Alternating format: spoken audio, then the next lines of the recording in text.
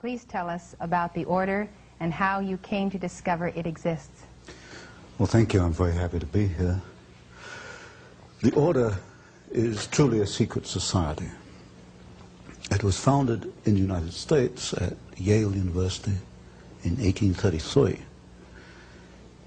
It has continued and exists down to the present day. Each year, the Order takes in 15 men, senior students from Yale University. Never more than 15. Only once has it been less than 15. In 1946, they took in, I think, 10 rather than 15 members. So what we have is a secret society which, over the last 150 years, has accumulated about 2,500 members, of whom perhaps 500 are alive today. Of this 500, perhaps 100 are actively in pursuit of the objectives of the Order. It's not another college fraternal society.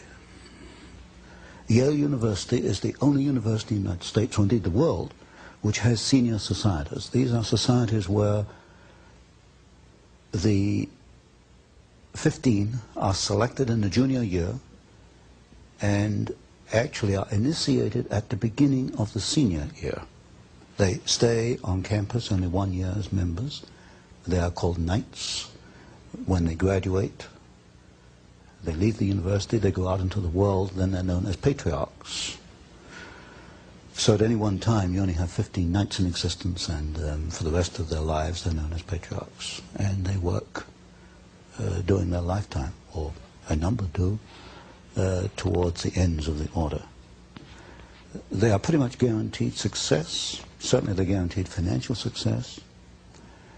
And in my reading of the material I have, I infer that so long as they go along with the purposes of the Order, so long as they gear their careers and their lives towards certain ends, then they are guaranteed success.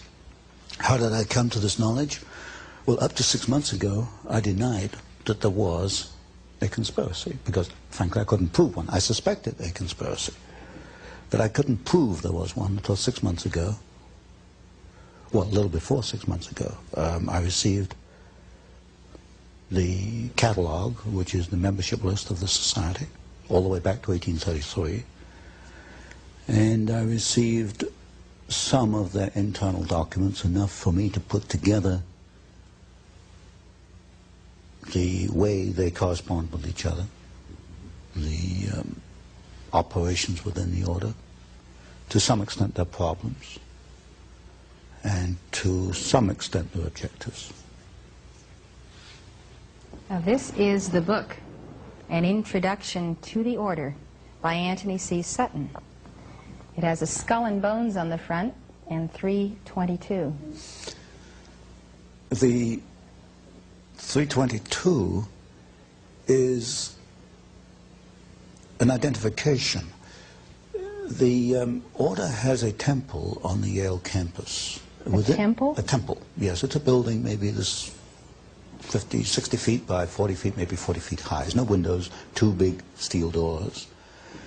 We know what the temple looks like because back in 1880s, a number of Yale students became a little unhappy about what was going on inside this temple. When they went by it at midnight, sometimes they heard strange noises and all kinds of rumors on the Yale campus as to what this might be. There was a break-in. I call it the Yale Gate. There was a break-in to the temple, and the students who broke in cataloged what they found, and they made a a drawing, a design of the interior of the temple. And three of the rooms are numbered. One is 322, one is 323, and one is 324. 322 is also, I suspect, the chapter number.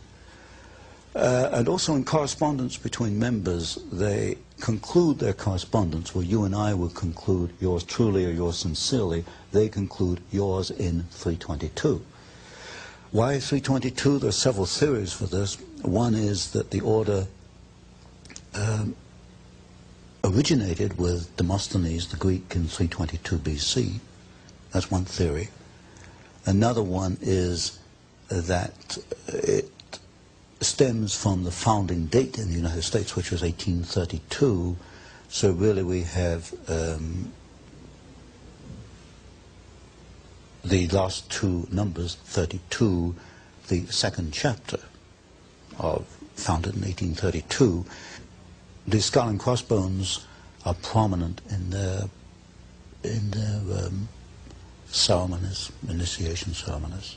This is a symbol of death. Now, why would they take a symbol of death? Yes, from what I understand, when a new member is initiated, that would be in the senior year at Yale, he's placed within a coffin. Oh, my. And now, we only know this from the Yalegate papers. These, I call it Yalegate. And from the photographs we have of members inside the temple, many of these photographs are the 15 sitting around a table, and they have this skull and the crossbones sitting on the table in front of them. It is the symbol of death, and it has been called the Brotherhood of Death, and I think it probably more adequately should be called the Brotherhood of Death. So what I've had to do is look at the history, the biographies of the leading members of the order, and reconstruct their career, and see if there's a common pattern in their careers. While doing that, I came across some interesting documents. Some members apparently are not too happy once they become involved with us after 10 or 20 years. One member in particular left a memorandum. He wrote it in 1932. It was buried away in his papers. I don't think anybody found it before I did. And it was a 6-page memorandum on the order, naming some of the members, and said it was the most sordid thing ever happened in the history of man. So, but to come back to my point, I have to reconstruct the objectives. What are the objectives? In the words of one member, might is right. If you have the power, you use it to achieve your objectives. What is the objective? As you look at the histories of individual members, it can only be one thing: to acquire power, to keep power, to use power for their own purposes.